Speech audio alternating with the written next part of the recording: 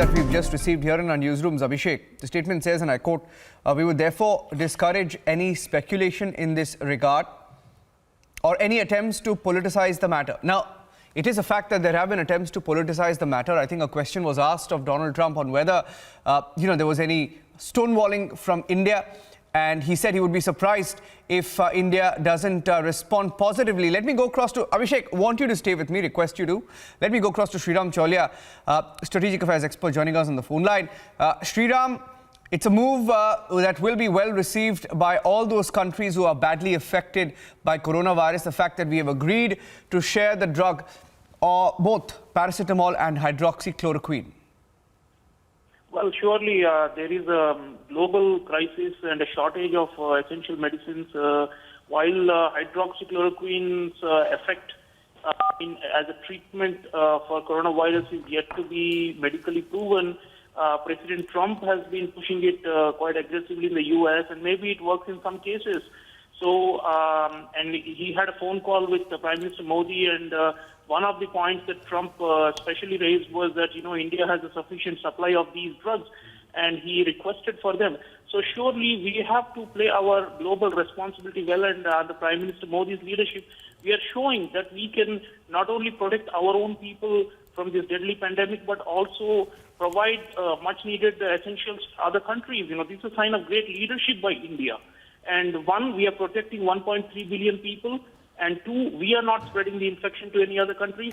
And three, rather, we are, helping in potential cures that may resolve this crisis in the long run. So I think India's contribution is being appreciated, be it by the WHO, be it by the US government, be it by any other needy country. And it shows also that our drug and pharmaceutical industry is quite powerful and has the capacities to protect our own citizens as well as the world, and be, a provider of net public goods for the international community at large. Yeah, and the kind of role that India has now assumed in the fight against coronavirus, we have been talking about, and also how global bodies have backed India's role in the battle against coronavirus.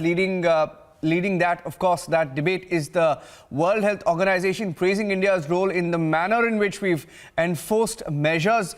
And now the fact that we've taken a leadership role in this battle says a lot about, the overall approach to this global pandemic, Sreeram.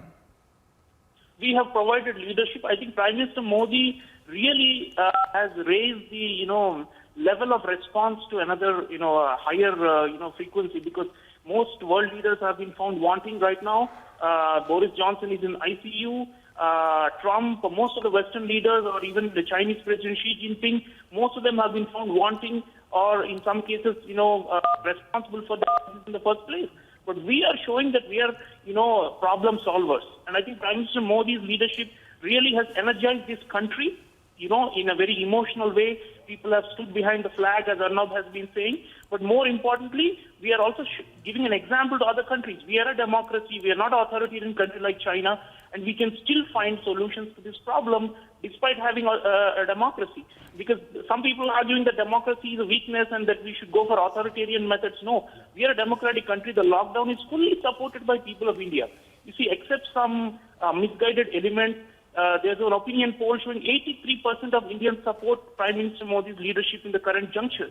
So world's largest democracy, highest legitimacy of its leadership, and our moral authority in the world. Combine these three, I think the world order is changing, and India is going to lead this, because both China has been completely discredited as a source of the virus, and the US has been found to be completely unprepared and dysfunctional. So the time is now for a new world order where rising powers like India can show the way, and really by example, by personal example, and by our moral authority, we are leading right now. Yeah, Sreeram, thank you for joining us on this breaking news story. In fact, India has said that the Ministry of External Affairs has said that those countries who are badly affected and depend on us, one of those countries now in this hour of crisis is America, which has repeatedly asked for hydroxychloroquine from India. And India, of course, has been cooperating. Donald Trump has spoken to Narendra Modi more than once in the last couple of weeks in the fight against coronavirus. So